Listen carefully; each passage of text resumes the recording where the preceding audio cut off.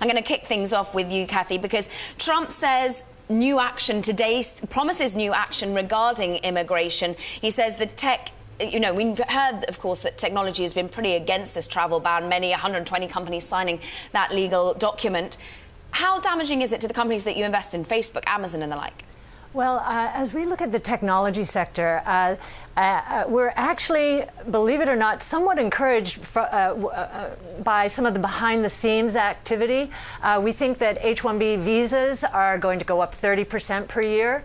So I think that first roundtable that President Trump had with the technology leaders started to seep in. They're talking about really needing high-end talent, and they're going to allocate the H-1B visas towards the higher end. So we think that President Trump, believe it or not, is listening to some of what they've said.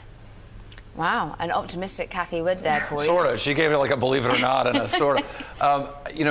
I was really struck by the decision by the 9th District Court here in San Francisco. You broke it yesterday. When the news crossed, I happened to be in the air when it happened. And but when I read the decision, it was very interesting because one of the things the judges said was that the White House's current interpretation of its own order was different than its original interpretation. Yeah. And the court, therefore, wasn't certain that tomorrow or next week there would be yet another interpretation of this ban on immigration. So I think that applies to business, right? It applies to tax breaks. It applies to a repatriation of cash. It applies to economic stimulus because the 140-character nature of this president and of this presidency thus far suggests to us that the devil's in the details, and when we try to find out what these policies are actually going to look like, we don't know. So the stock market has reacted as if they're all going to be positive, there will be no negatives, and that they will be clear.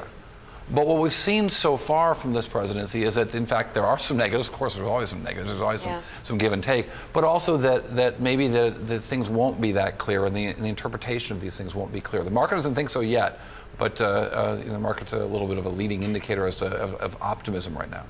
Kathy, talk to us about that optimism, whether you stand by it as well. We've got record highs across all three key benchmarks. You at ARK as CEO, but as well as CIO, are you thinking that perhaps the tax elements, the promises that we've had dangled in front of us this Friday could help?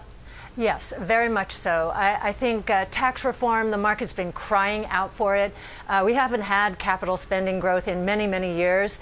And I think that's one thing that President Trump is going to encourage.